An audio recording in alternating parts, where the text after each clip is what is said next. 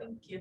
All right, so for context, if you haven't you haven't had the pleasure of reading Under the Feet of Jesus yet, it's a wonderful novel that current Cuentistas are reading this semester in our English class. And it's a novel that explores the harsh working conditions that migrant farm workers face in the fields of California. But in addition to those struggles and difficult conditions, it also shows the strength, the perseverance, the love, and the beauty of the characters within the novel.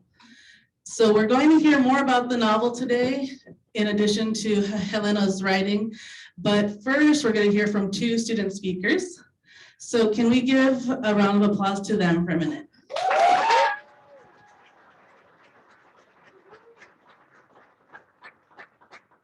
So our first Cuentista that's going to share his reflection is Max Carrillo. So can you come up?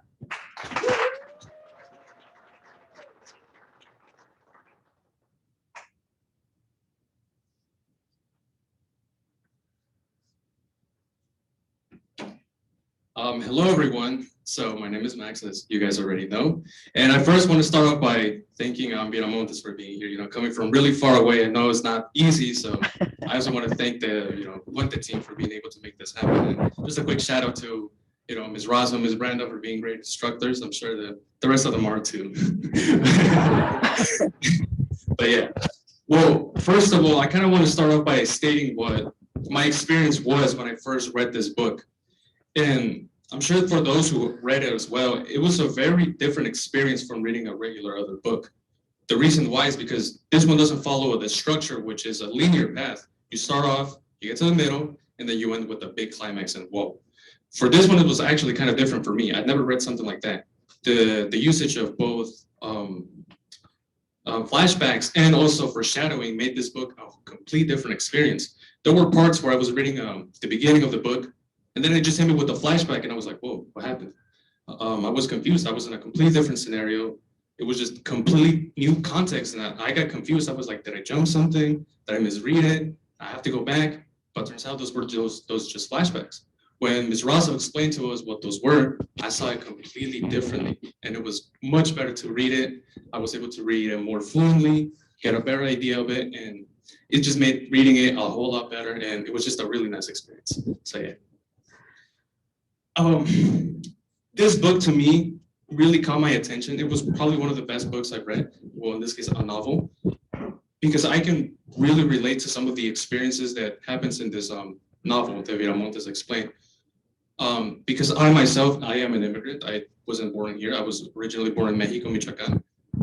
My experience when I first got here were very similar to those that Estrella faced when she first immigrated here, as my family also had to go through a lot of hardships. We had to work, at least myself, my sister, and my mom, we had to work very hard jobs since we first got here, just so we could make a living. Those jobs were very hard, demanding, and it made it very tiring to do so every single day. But just like in the book, in the novel, our family managed to find the perseverance and the strength to keep going by keep on uniting with each other and having each other's backs, which is something we can see in the book as well with Estrella and her family. And although the work that we did when we first arrived here wasn't necessarily farming, I can say that I can relate to the experiences they have, because back when I was in Mexico, I have a lot of uncles who own ranches, right? And one day I went to the ranch with them, and I got an offer for one of my uncles. He asked me if I wanted to go work with him. So I can just use it as an experience to see what it's like to work at one of his farms. And I agreed. I said, yeah. And just the start of it was crazy. You have, well, at least him, I don't know what other people do, but for him, he wakes up every single day at 4 a.m. just to be there at 5. It was very hard waking up that early because I was half asleep the whole way. I even slept on the way there, but we got there.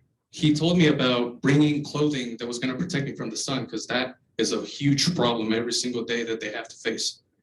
And so I did. I brought a long sleeve, but also not something that's too thick, because you're going to start drowning in your own sweat, and then you're going to get very dehydrated, and you don't want that. Mm-hmm. And he also told me to bring a little hat so I can cover the sun, and I did. We got there. The first thing we did was set up everything we're going to do, the tools and everything we were going to use, because he didn't have a tractor. Everything he did was by hand, and that was extremely difficult. Keep in mind, when I did this book, I was like 8 years old, so I didn't really know what I was doing, but I tried my best. It was very hard, very tiring, and I don't know if any of you can relate to this experience, but when I first did that, I was dead. We started at 5 since we got there, and we left around 7 or 8 when it was already dark. From the whole day, just working by hand, bending over, picking up the crops, put them away, planting new ones every single day. He would do that. He would wake up to do that. It was very hard, very challenging. But the worst part of all was the sun. Oh my God. I left with my entire face full of sweat. I was so tired. I woke up sore from my legs. My hands were full of dirt. They were full of calluses and everything. I was dead. And I asked him, how can you do that every day? He told me this thing in Spanish, but I'm gonna translate it. He says, because I have to. I have to make a living. I have to make money. And this is what we have to do because we don't have opportunities like other people. So when I heard that, I was really amazed by the perseverance that some people can have. And that's something that's really shown in the book, Under the Feet of Jesus, by the family, the perseverance they show, the hard labor that they do every single day just to make a living is something that I myself put a lot of respect because I experienced it once and my God, it's hard, it's difficult. But yeah, I just want to end off by saying that I really love this book and I believe that the main reason why Viramontes wrote this book is so she could explain and tell her story to everybody who doesn't know about this, because these are problems that do go on around the real world currently. This is not something that's fictional. This is not something that you see only in movies or in this case, a book. No, these are real things. These are real experiences. And I'm sure that Viramontes wrote this so she could find a way to tell her story and not just let there be a bunch of fake tales about what it's like to be an immigrant here. No, this is the real deal. And that's the reason why I believe she wrote it. So everybody can realize what it's really like to be an immigrant nowadays in the United States. Thank you.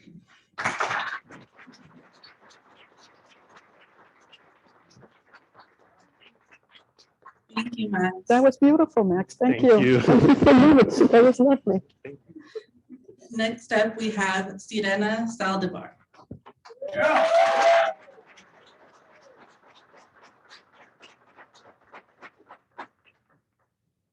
Hello, everybody. My name is Helena.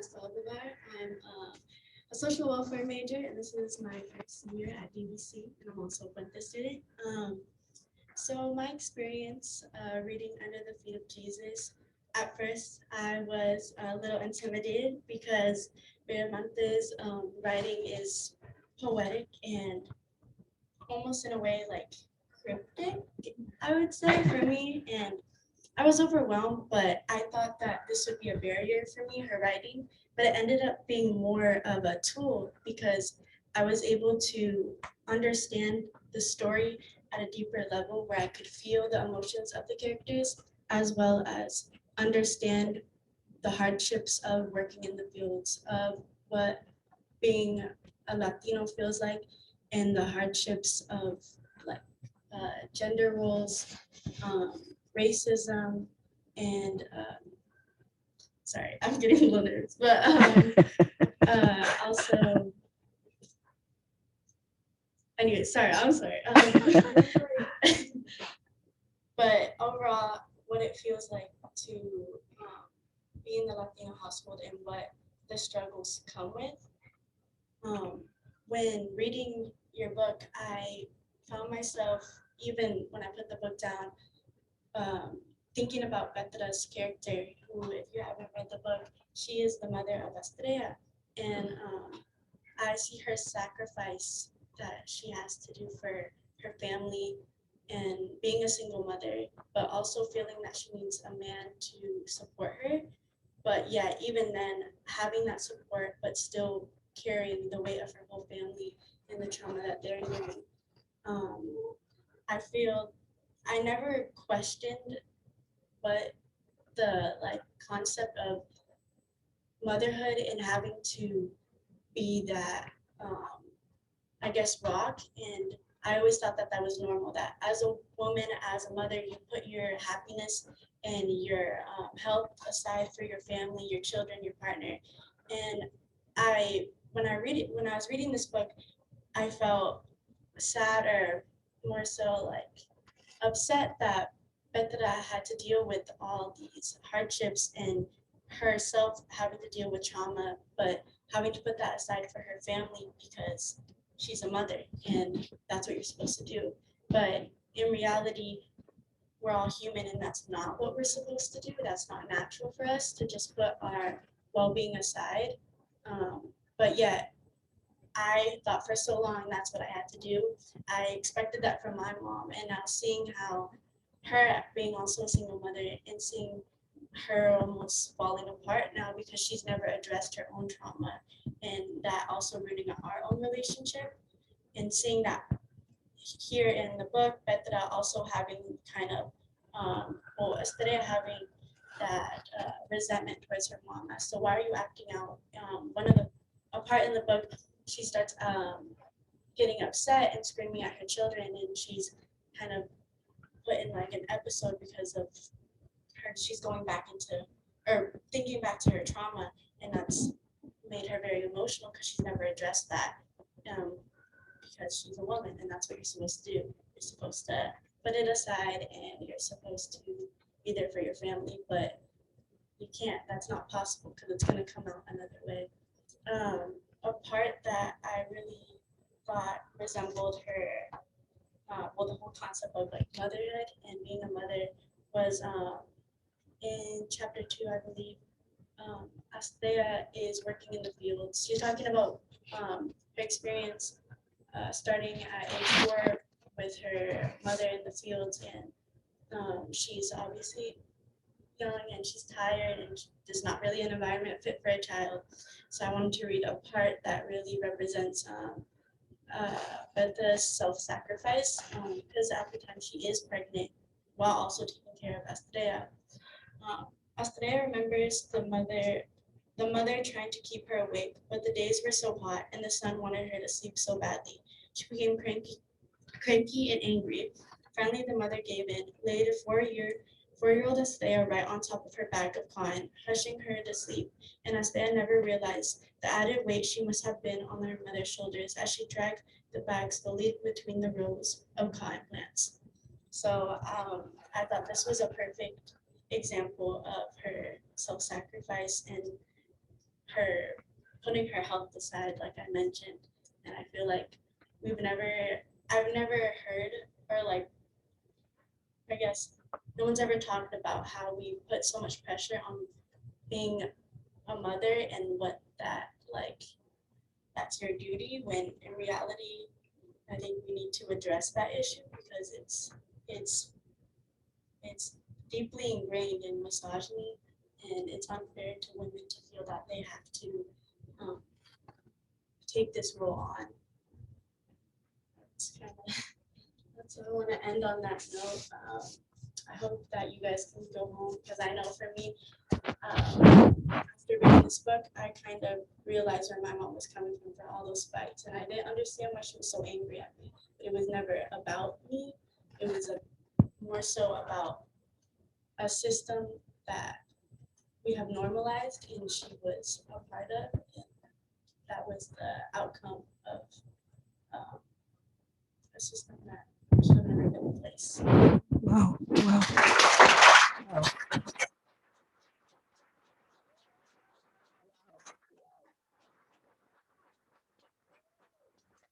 Right on. That was beautiful. Can we give it up for our student speakers one more time?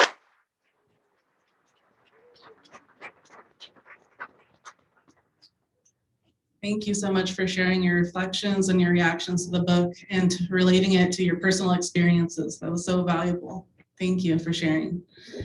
Before I pass the mic over to Helena, I would like to formally introduce her by reading her biography. And so I'll go ahead and begin. So Helena Maria Viramontes is the author of The Moths and Other Stories, as well as 2 other novels, Under the Feet of Jesus and Their Dogs Came With Them. Her second novel, Their Dogs Came With Them, published in paperback by Washington Square Press, focuses on the dispossessed, the working poor, the homeless, and the undocumented of East Los Angeles. where Viramontes was born and raised. Her work strives to recreate the visceral sense of a world virtually unknown to mainstream letters and to transform readers through relentlessly compassionate storytelling. In the 1980s, Viramontes became co-coordinator of the Los Angeles Latino Writers Association and literary editor of Chisme Arte magazine. Later in the decade, Viramontes helped found Southern California Latino Writers and Filmmakers. In collaboration with feminist scholar Maria Herrera Sobek, Viramontes organized 3 major conferences at UC Irvine, resulting in 2 anthologies. Named a Ford Fellow in Literature for 2007 by United States Artists, she has also received the John Dos Passos Prize for Literature, a Sundance Institute Fellowship, an NEA Fellowship, a Spirit Award from the California Latino Legislative Caucus, and a 2017 Bellagio Center residency from the Rockefeller Foundation. In 2015, California State Long Beach inaugurated the Helena Maria Viramontes Lecture. She's currently a professor of creative writing in the Department of English at Cornell University in Ithaca, New York, where she's now working on a new novel. With that being said, it's my honor to welcome Helena Maria Viramontes.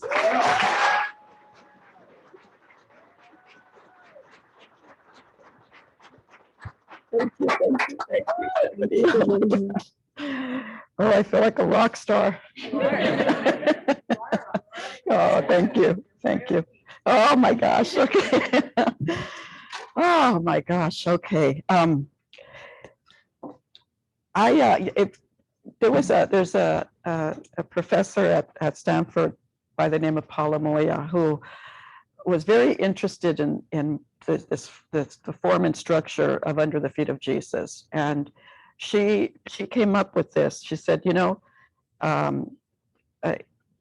Estrella begins the novel and ends the novel, so you kind of figure that it's Estrella's story, and yet if you count the pages, they're almost equal to pages that have to do with Perfecto Flores or pages that have to do with Petra. So then, therefore, there's that anti structure of the buildup of action, the climax, and then the resolution. And she found it so interesting. She said she called it an anti-bourgeois novel because it has a whole community with voices. And I thought about that, and so with their dogs came with them. Flavio has read it. It has all these. There's about 25 characters. Now with the Cemetery Boys, I would venture to say there's maybe 70 to 100 characters. Why do I do this? I have no idea. But it's interesting to me because there are several scholars out there who are discussing this. Why is it that I don't? I mean, and they have their theories about it. Why is it that I do all these points of views? That I do all these switches, these points of views, and I come up with some really interesting things. The only thing that I could think of is that I come from a large family. And because I come from a large family, we all have intersections. We all intersect. So if I tell a story of my sisters, ultimately that story it intersects with mine, which means therefore when I'm writing a story, somehow these people don't live in isolation. These characters don't live in isolation. They walk the same streets. They eat the same pan dulce. They love each other. They fall in love. They fall out of love. And so I can't just tell one story. I have to tell these multiple stories. That's the only thing that I could think of, is that I come from a big family. So in terms of the structure, that's why it's interesting to note that it is challenging for readers. It is. And their dogs came with them. The Cemetery Boys, the novel I'm working on right now, is really going to challenge readers. But this is why I have to write it out, because I have to see that we are all included in this world. We are all part of this world. And I'm tired of just seeing us in terms of divisions or silos, because we are not silos. You know, we interact with one another. We're in this room together. If we were to tell the story of this room, I would have to tell the story about each of you. And I'm willing to do it because I think it's important to show everybody that we are all a community, you know? So with that, I just want to read a couple of sections from Under the Feet of Jesus. And then if you have any questions, we can open it up for questions. Now, most of you have read Under the Feet of Jesus. For those who haven't, the novel deals with a family of five. There's Petra and Estrella, who are the two of the major protagonists. And somehow Estrella's father leaves to go back to Mexico, but never returns. And as a result, it becomes a very, very financial strain for Petra. Do I have to hold this, or should I talk into that? Yeah, okay. Should I turn this off? That way I can. Okay.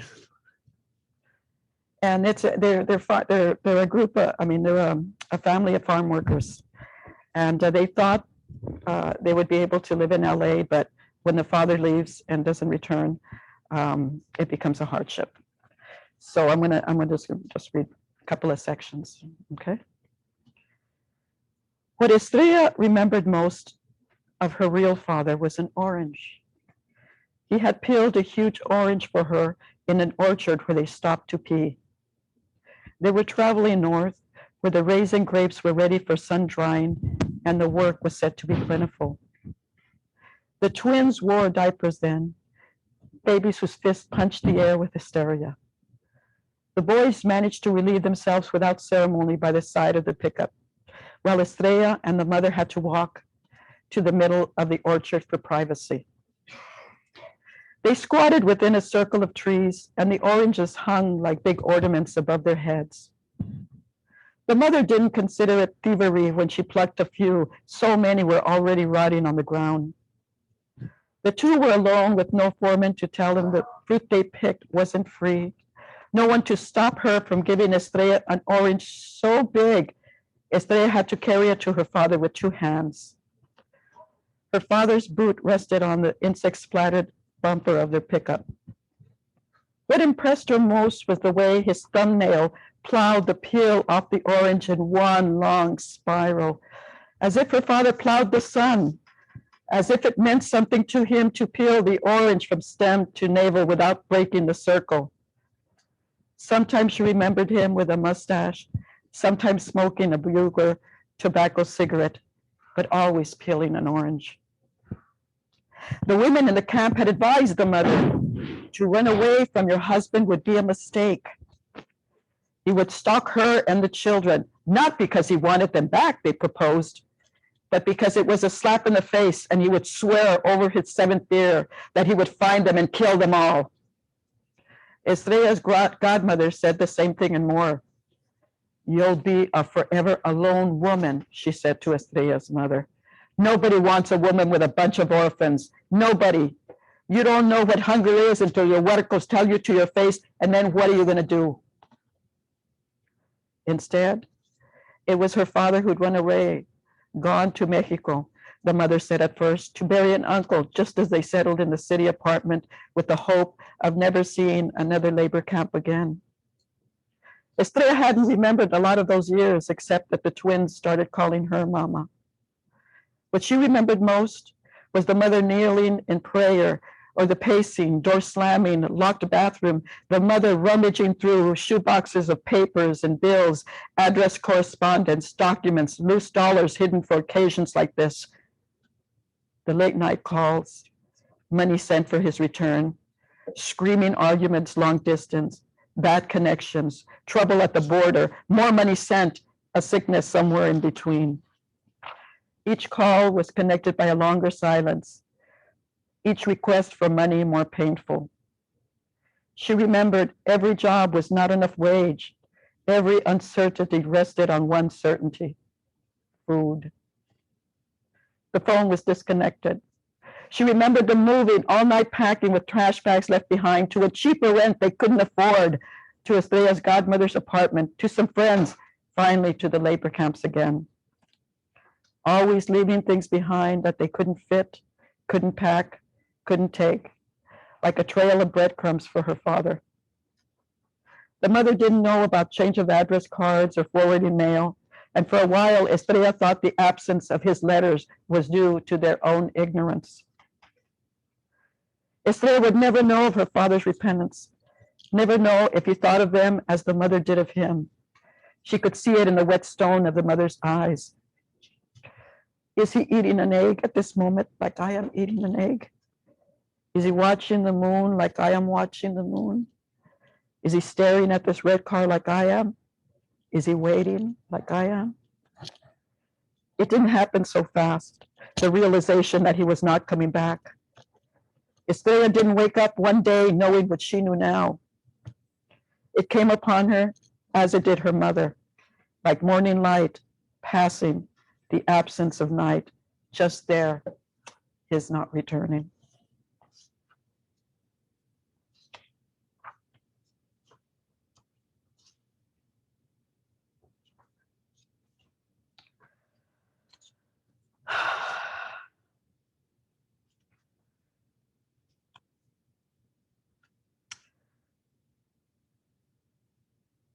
Later on, Petra really suffers.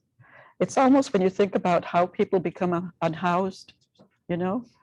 I was walking down Willow Pass, and one thing about Concord is that it's built for cars. You know, they have these big boulevards, and just passing an encampment, an unhoused encampment, was interesting to see among all these corporate buildings, and then to see the unhoused on the other side of that. It was very, very painful.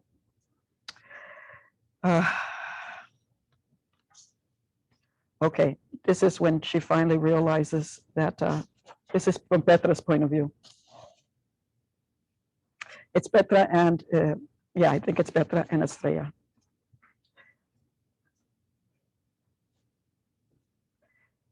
This is from Petra's. He had the nerve, damn him, the spine to do it. She was almost jealous. The stories of his whereabouts stacked up like bills she kept in a shoebox. Was it really him with a business in Ensenada selling bags of peanuts and ceramics? Was it him crossing Whittier Boulevard in Los Angeles with a woman who wore pumps so high she was almost as tall as him? Could it be? Petra lied to Estrella because she shouldn't know her father evicted all of them from the vacancy of his heart. And so she lied right to her daughter's face, right through the cage of her very teeth. And then she realized that truth was only a lesser degree of lies. Was it he who had the nerve to disappear as if his life belonged to no one but him? She rolled the beads of the rosary between her fingers, made the sign of the cross, stopped his promises from flooding into her head, and her mouth desperate for air. She was falling, toppling over a freeway bridge, her eyes shut to the swamp-colored trash bags, squatting full of the family's belongings scattered about the room. Only noises hinted at another life. A neighbor dragged a trash can out to the curb, mourning. A toilet flushed. Someone is home from work. The twins crying, mealtime. Cars screeching with murderous brakes, long piercing dial tones of the horns. The first of the month speeding faster than any car. The siren rings of the phone stilling her heart like spears of a broken clock. Estrella had carried the fussing twins in the hoop of her arms and sat them in front of the overturned zinc bucket and handed them wooden spoons. Petra could hear them right through the bathroom door. She had bitten the muscle of her thumb, torn flesh, then reeled herself back and ran cold water in the tub to vanish The blood drops like pomegranate seeds. The babies clank the zinc bucket until the tin echoes clamored and chinked like loud smashing car wrecks. And Petra burst the door wide open.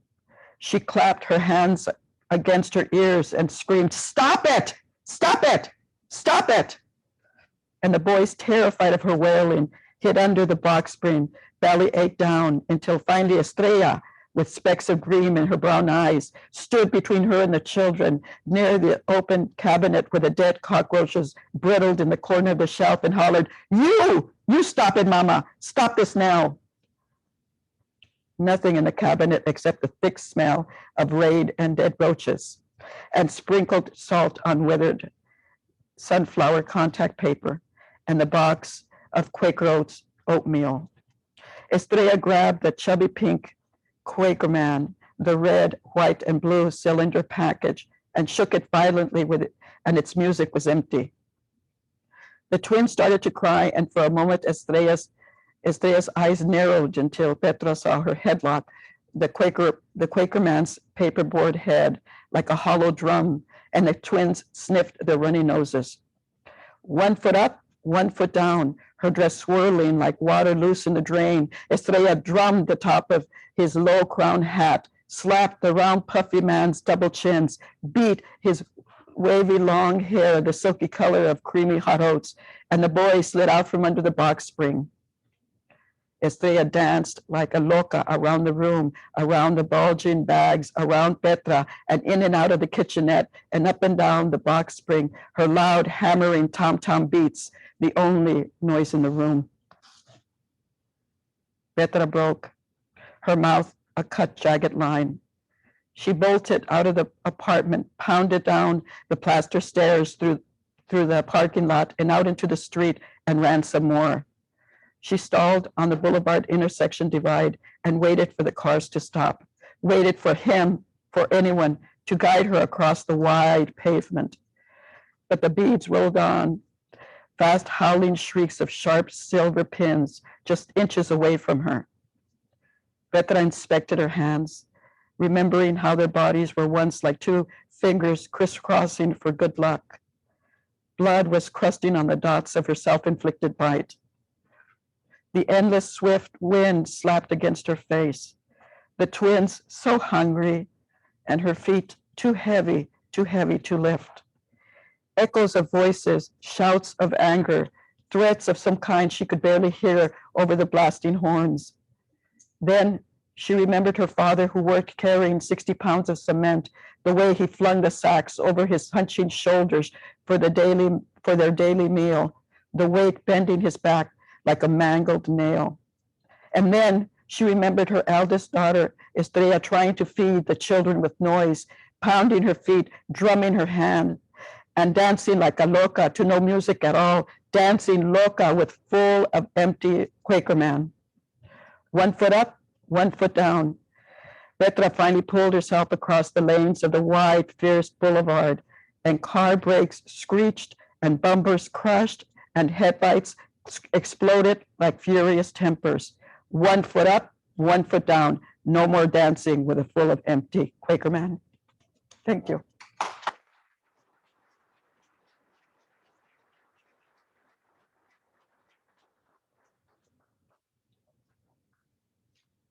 This is Doctor, by the way. I'd like to open it up now for questions if you are interested. Here we go. So if anyone would like to ask a question, we're going to use this mic for this session. Please introduce yourself, even though we all know who you are, Max. All right, so hello, my name is Max, and I know you've mentioned that this specific novel, is mainly fiction with some implementations of your own experiences, but my question is that why did you pick fictional writing over non-fictional, and what are some advices you would give to somebody who likes fictional writing on how to write a good fictional story? Okay, interesting. Yeah, I think I mentioned earlier that I could never see myself writing a nonfiction book because all of my experiences ultimately go into my fiction. So, for example, and their dogs came with them, even though there's 25 characters, they all have a little of me in them. or a little bit of experiences of me in them. So I am not interested in writing nonfiction. In fact, or memoir, I should say. I do write nonfiction, but memoir. I think I go back always to the point of working with your five senses. I think that's really, really important. And there's actually an exercise that you can do every day. It really, and it's wonderful. This is what I have my students do. And just record every day. You write five things that I've seen today, 5 things that I've heard today, 5 things that I smelled today, 5 things that I tasted today, and 5 things that I felt today. You just do that every day, as you're recording that, you begin working with your senses, and like I said, that's the beauty and the awesomeness of writing, is that once you work with your senses, it doesn't leave you. You go out and you experience your life in a different way, because those senses are making you sensuous.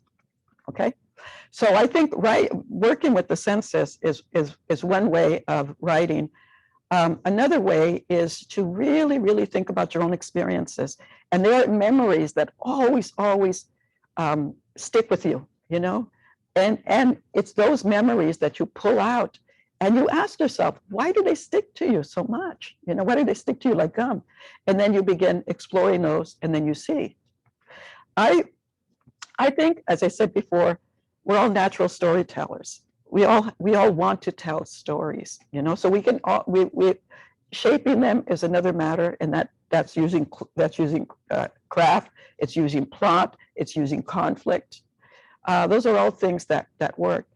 I'm a very non-traditional type of writer. I did do the linear climax and resolution in the story The Moths. And you'll see that it's a buildup. In fact, after I read James Joyce's Araby, which is one of the most beautiful stories that's ever been printed. I mean, it's a beautiful story. I wanted to do something like that. And so I took that voice, not his voice, but my voice. That's this voice of a young, unnamed narrator who writes about her grief about being a woman, her grief about taking care of her grandmother who's dying. And in the end, that transforms into the moths that leave the grandmother's mouth, I love that image. I mean, I just love that image, because in many ways, I wrote that when I was like, I don't know, maybe about 22, 23 years old. So death had not been something that was close to me until, I grew much older, and I've had several passings in my lifetime. And I feel that there's a mysticism when you're helping somebody transition from one life to another. It's a very mystical experience. So in many ways, The Moths is not so much magical realism, but it is that mysticism where you want to be part of this person who's dying. And this person, of course, wants to be a part of your living, but this person is dying. So there's that imbrication where the two of you are almost there, are almost touching, but you can't. And that's the mysticism. That's the magic, So anyway, let's see, do I have anything else to say about that? I think a lot of it, you have to read. And like I mentioned earlier, the spark of Under the Feet of Jesus came from something that I was reading, and that's what sparked. Then a question came, and then I explored that question. I think it's absolutely essential that you read. And I read a lot of poetry, and I read a lot of fiction. Also, as I'm getting older, I read a lot of nonfiction, and I'm enjoying that as well. But and now I've been asked to judge the National Book Award, which is this huge thing, and I'm going to be doing a lot of reading for that. Yes. Did I kind of answer your question, Max? Okay, thank you.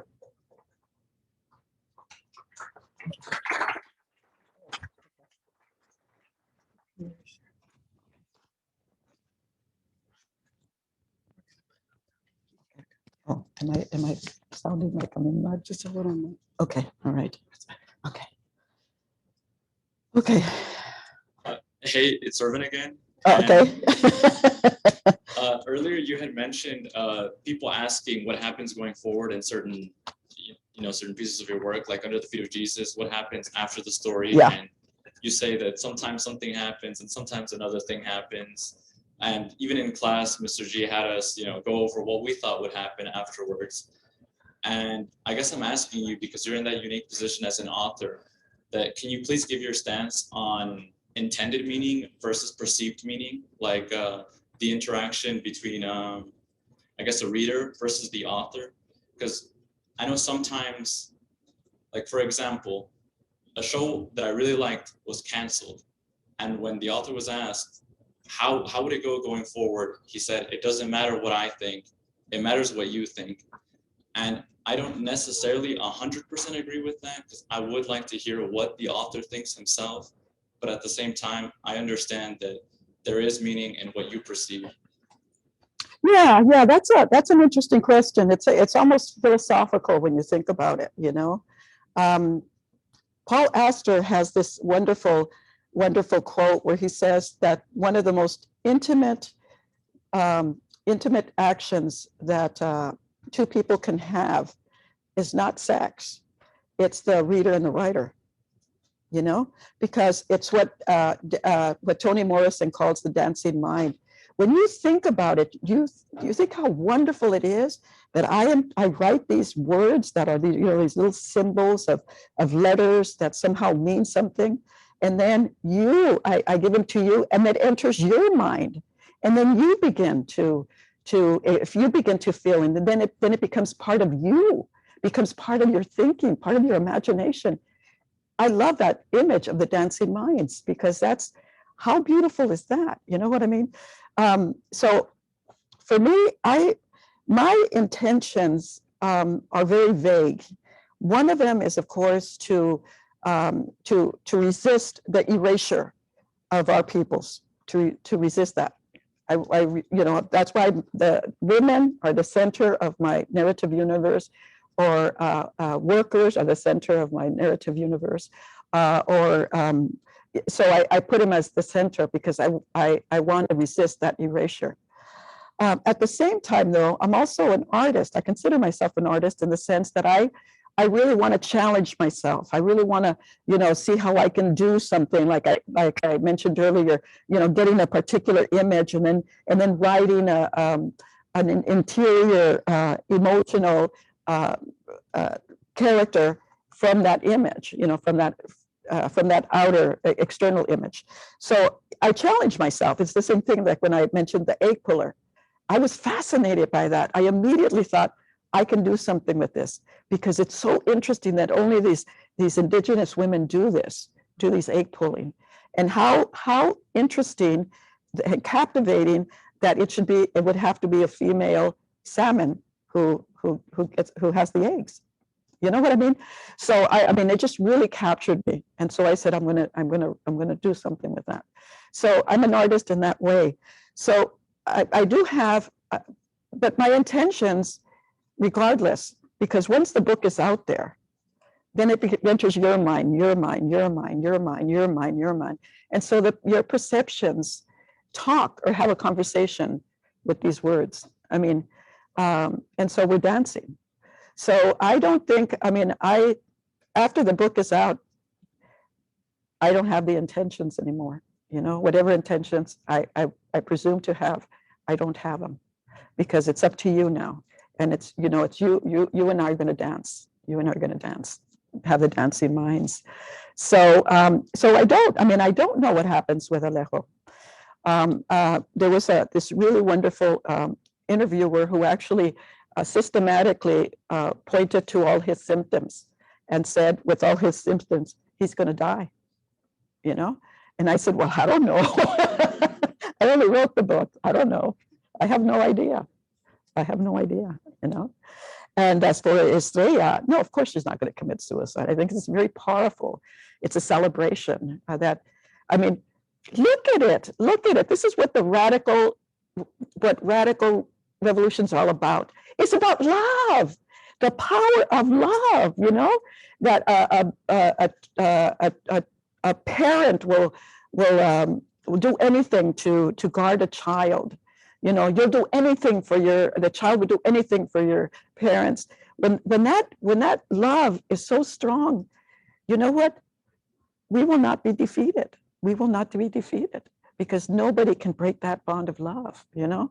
So I want to celebrate that. And when I see Estrella, when she realizes the power that she has of love, because look at what she did against all odds. She saved Alejo, not saved his life, but she wanted him in a hospital, and he was in a hospital. See, that is another thing. When remember the doors, the sliding doors, after she delivers him to the hospital, I really thought about that because I wanted it from the child's point of view. I wanted the children to understand that she was powerful, that she was magical. That's why when she goes out and the slide doors open, they're amazed. They think she has the power to do that. And so she sees that, and so she plays around with that, you know, and the kids, you know, they're of course, then they snuggle up to her because they realize how powerful she is because she can cut glass, you know. That's the kind of thing that brings me great joy, because we are powerful in our love. We are powerful in our words. We are powerful in our resilience. We are powerful in our muscle. We are powerful in our minds.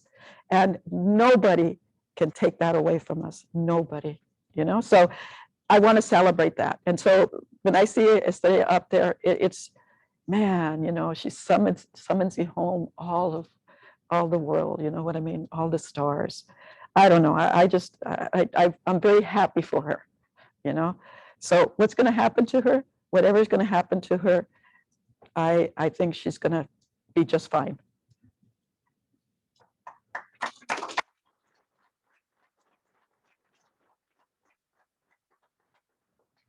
Hi, my name is Brianna Diaz, or my full government is Brianna Amber Diaz Zaragoza. Okay. I have like a lot of questions, but I think the main question I have is there a significant reason why you named the main character Estrella?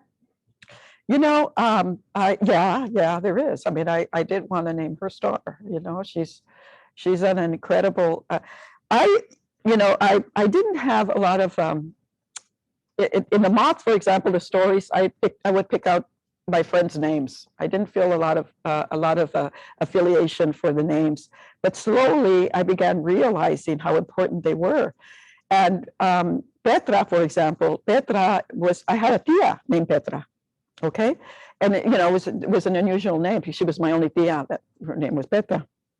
And so I liked it. And then I saw that Petra and Perla were this kind of, they sounded alike. So I thought to myself, maybe I'll change Petra's name.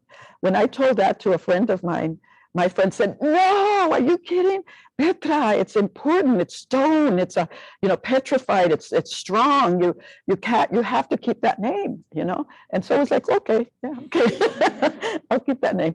So, so I started really thinking about names after that. You know, I think what Denise Chavez said, that names are billboards.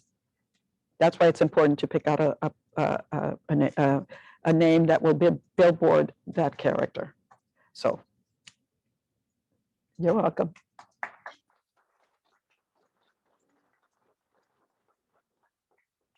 And then for my second question, I got my second question from Miss Stephanie actually, because during a discussion, I remember her talking about in chapter 5 when Estrella goes into the hospital and threatens the nurse with a crossbar. Oh, was it crossbar? Crossbar, yeah. Yeah. Crowbar. She made us ask ourselves, like, if you were in her shoes, would you have done the same? And it really like made me think about that, because I feel like when you're in a hopeless situation, yeah, I would have done that to someone I loved. Yeah. So what I wanted to know is, if you were in her shoes, would you have done the same as well? Well, I think, yeah, I think so. I think so. I've done, yeah, I think so. I'm almost positive. I really thought about that idea of the crowbar and the violence because I was revising Under the Feet of Jesus when I got the job at Cornell, and so I traveled over there. And one of the reasons why my husband and I got these jobs at Cornell, we were offered these positions, was because the Latino students had occupied the city, I mean the main administration building for 3 days, demanding more faculty, a living center, and what have you. And so the administration responded by recruiting Latino faculty. So once my husband and I got there, interestingly enough, they didn't fulfill all their promises. So a group of Latina mujeres started a hunger strike. And that upset me so much that I went to the dean. I was there only a few months. And it dawned on me because I think, why do we have to go through this? Why, when we do all of these things that we need to be doing in order for change, ultimately, the only thing that they listen to is some type of violence, you know? And I went to the dean at that time and I said, listen, I said, these young women have grown up hungry. Now you're forcing them to be hungry again because you cannot respond to what they need. I mean, I was really upset. I was shaking like this.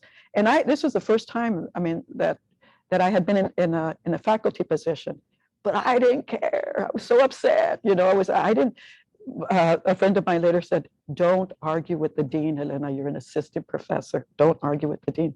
I had no idea, but I was very upset. And so I thought about that. And I thought about the crowbar then. Remember in the beginning, you know, she knows the significance of the crowbar, you know, and it's associated with tools, with the building, you know, tearing down and rearranging, you know, that's language. For me, that's language. But this nurse just couldn't hear that language. This nurse couldn't hear it. And so what does she revert it to? What else does she have? And she gets the money and she delivers Alejo. I mean, that second half of it's really hard for me to read because I just get so emotional, you know?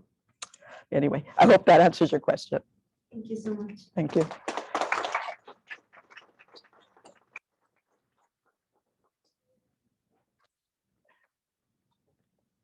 Good afternoon, Mr. Viramontes.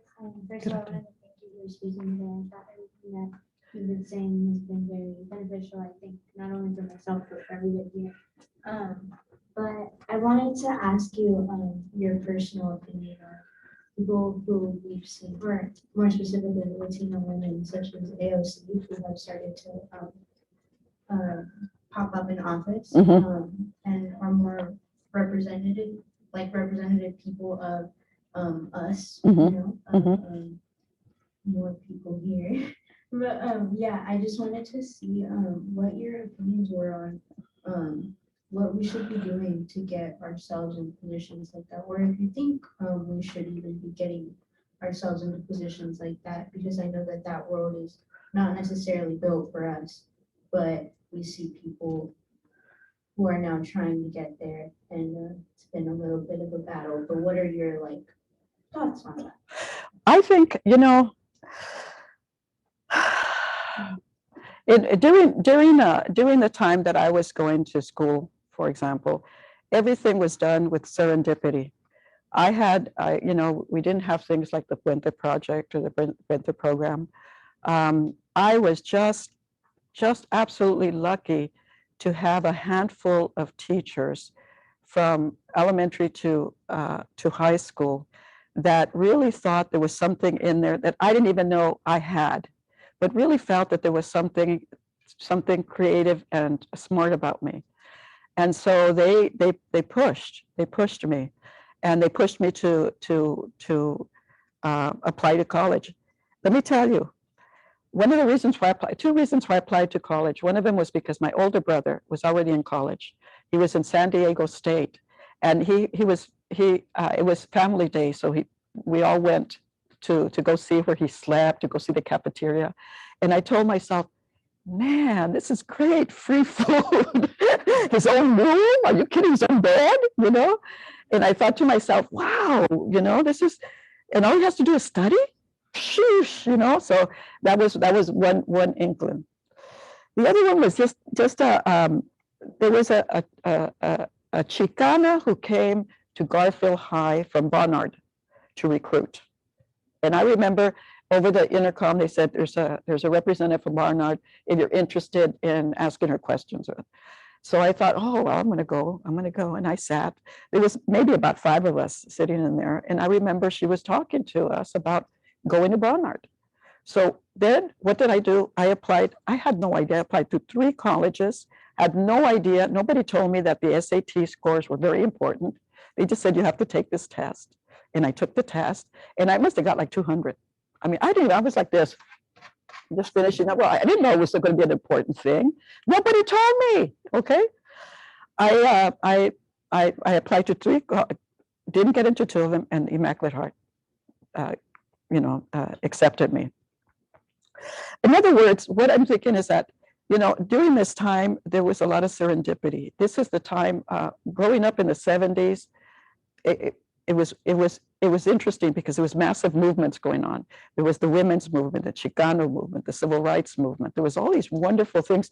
So it wasn't like you could walk a campus and not get some information, And it was it was affirmative action that brought in a number of generational professors who then trained us, who now were training them. That's the way. In other words, we made our movements. We made it happen for us. Nobody's publishing us. The hell with it. We'll do our own magazine. That's what we did. Chismearte. We did our own magazine. Nobody's doing films about us. Let's organize a group of filmmakers and see what we can do. Nobody is going to give you anything. You've got to do it yourself. And you can. You begin small with yourself. Then a group, then a larger group, And so I just think that I think we have these opportunities. Let's take advantage of them, and don't wait for people to give us. I mean, just go out there and do what you need to do. Whether it's writing, whether it's whether it's teaching, whether it's anything else that you want to do, excel at it, make it the best that you can. And move forward, play it forward, I don't know. I was, I'm very lucky that I grew up in the 70s, because ignorance was not bliss. And there was the anti-war movement too, Ignorance was not bliss. And you got informed and you got bombarded by all these different resistances. And that completely influenced me.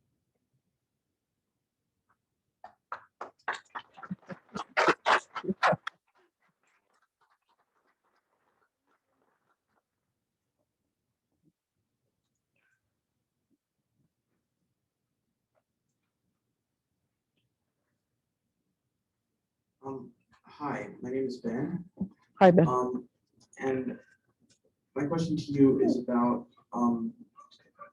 one of the symbols in your book. Mhm. It's focused a lot on chapter 2, and that is the sun-made raisins girl. Uh-huh. So I just want to ask you, what was the intended significance of that in the context of the book and the characters, and and also what kind of,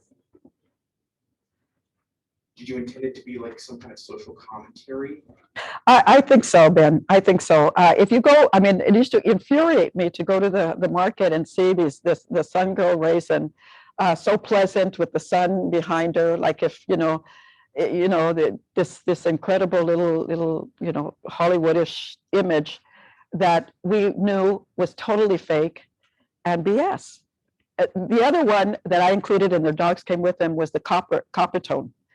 That's another image that used to infuriate me, because you see this little girl being frightened by a dog biting her, and it shows the tan, and it's supposed to be cute. What's cute about being bitten by a dog? You know, and it's all over. It was all over. You know, so I question the irony of, you know, the fakeness of the lies that they're giving us about us. You know, so yeah. It's okay. You guys don't have to.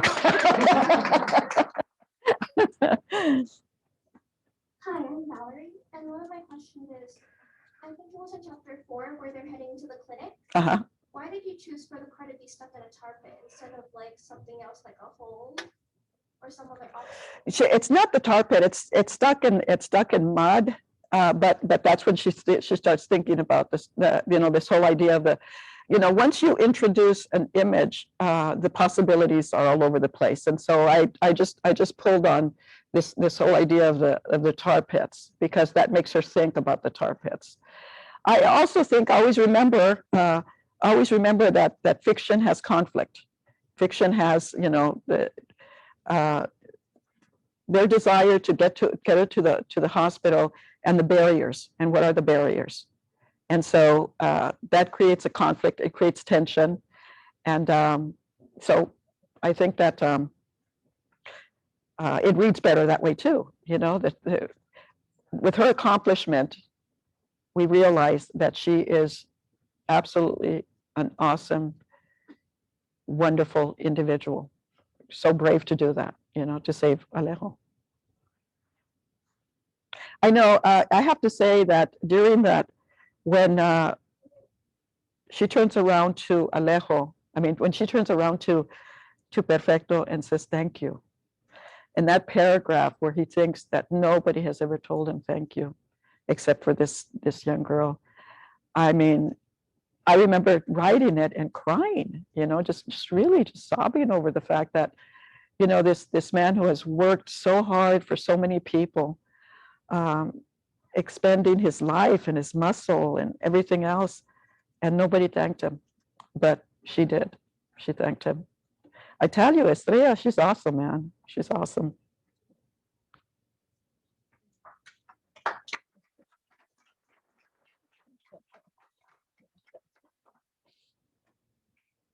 Hi, I'm Sophia. Oh, okay, Sophia Felicia. Okay, there you go.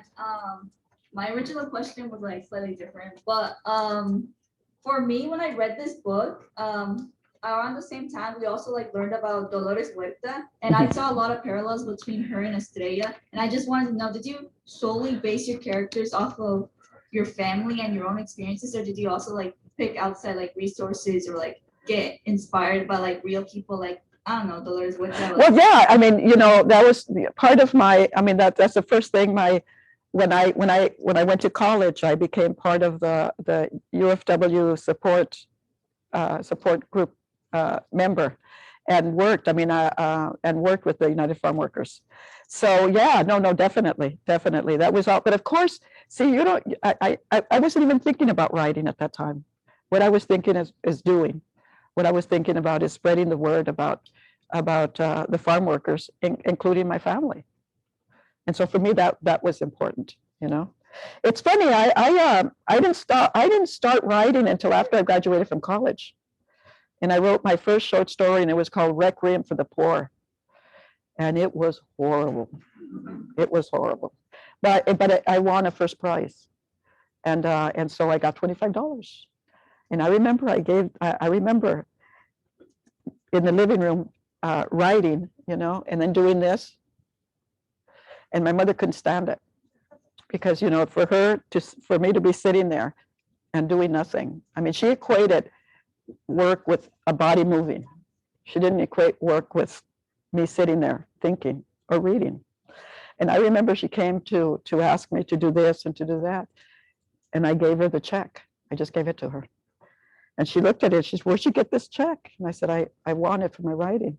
So she folded it, put it in her apron pocket, left the room, and came back with a cup of coffee for me. That's when I knew, you know what? I'm going to write. I'm going to be a writer. My mother accepted it. I got to it now. But I always remember that. That was such an important moment in my life.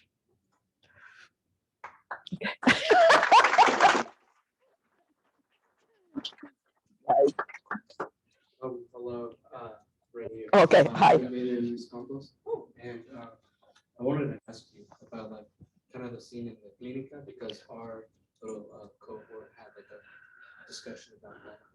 Something I wanted to ask was like, how does Estrella like get her, like she's becoming more of like a leader and like us and for like her family towards the end, but then there's also like the battle with like moral integrity that kind of like Helena was like questioning her like, you did all this Yeah. for just like $9, Yeah.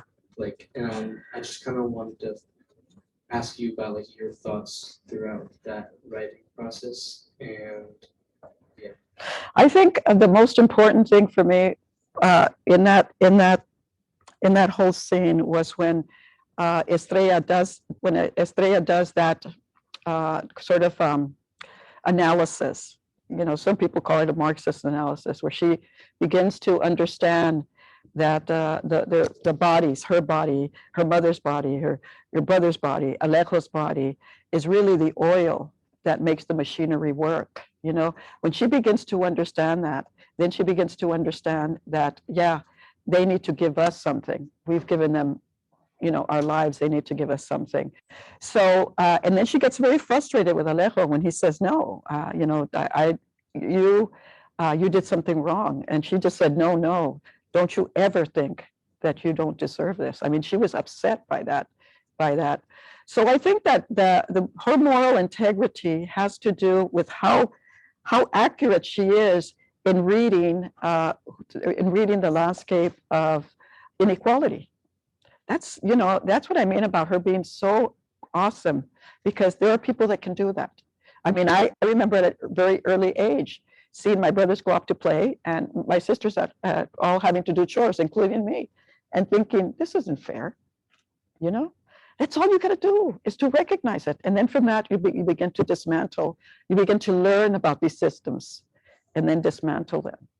And dismantling means liberation. So.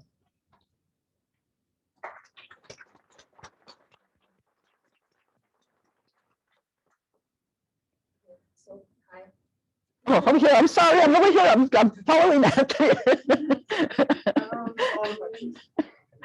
My name's Diana, and I kind of wanted to ask you more about. I've noticed that you referenced La Llorona, Yeah. not only in Caribou Cafe, but you also brought it up briefly in Under the Feet of Jesus. And I was scared of something and brings up La Llorona. And I just wanted to ask, like, if, just why you tend to bring that up in your work a lot. Well, I think it's a very interesting, back in the 70s, there was a number of us young Chicana Latina writers that were reviewing and revising the mythologies of women like La Llorona, And in fact, I actually revised it as in a story that I did for this anthology, and made her, La Llorona, made her a domestic violence victim, because Champ, the little girl, keeps hearing this woman cry and cry and cry and cry, and she thinks of the La Llorona, but it really is somebody who's been beaten up, And so so that's the way I think it's important that we look back at those stories that have influenced us and see why they were told to us in the first place, what purpose, and then after we understand that, then dismantle it. And that's what I did, and that's what I do. I love the stories of La Llorona. I think they're so incredibly interesting. Isn't Culture Clash the one who said that these were our bedtime stories?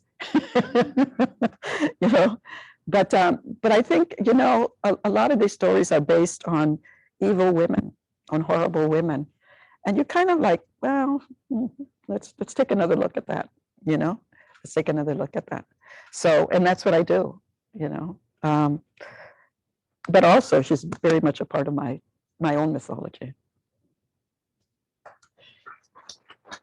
Okay. My name is Alexis. I feel like you sort of touched on this question. You spoke about the power of love, but I wanted to ask, did your family background influence the significance of family shown heavily throughout the novel? Oh, absolutely, absolutely, absolutely. It's funny because we do have that, especially if you have, farm working families, for example, since they're always moving around, you really don't make friends, or if you do make friends, they're transient. They're transient. So as a result, the only core of your own person is your family, for better, for worse. It's your, and you always take that. For me, it was, with my father's violence and my sisters and my mother's wonderful feminism. And I say feminism because my older sisters did wonderful things when they were oppressed. I mean, they were not allowed to date, right? They weren't allowed to do these things. They always had to do things with chaperones too. But my sisters, what they did is they developed their own language so that they could speak with each other and my mother without my father knowing. My father kept a lock on the phone, on a rotary phone, so they couldn't make any outside calls. One of my sisters decided to check it out and kept clicking and clicking and clicking, and found out that the operator would come on. And then she would say, "Can you make this call?" My father was somebody who would turn off the fuse box because after 9 o'clock, he didn't want anybody up, And my sisters would as soon as he'd go to sleep, my sisters would get up and make torches or candles or anything. That taught me, that kind of subversion taught me that you just have to be creative.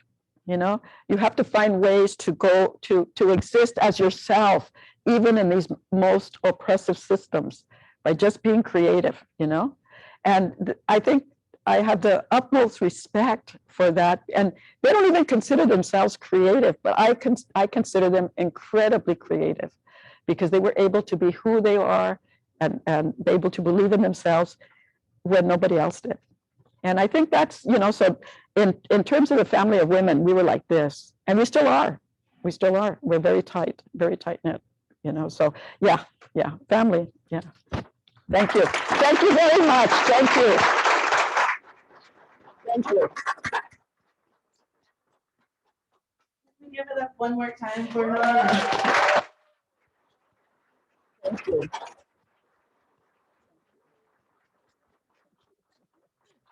It's an honor and a privilege to have you here with us. Gracias. I wanted just to say a few thanks before I close out the event. And I also wanted to let the Puente students know to stick around because we're going to be taking a photo. But first, I want to thank all the Puente speakers, or both the Puente speakers. Can you give them a round of applause? Yeah.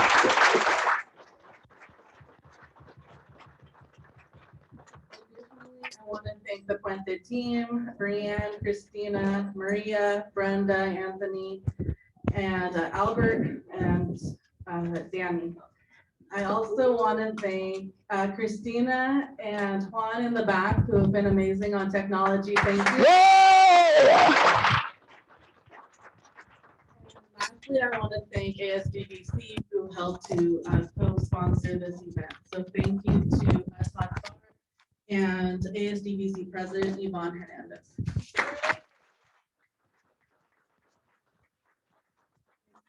Wonderful English faculty here today as well. Yes. And I hope that this event left you feeling inspired and ready to go continue reading, which was one of your messages today, and to continue writing. So thank you all for being here. Yeah.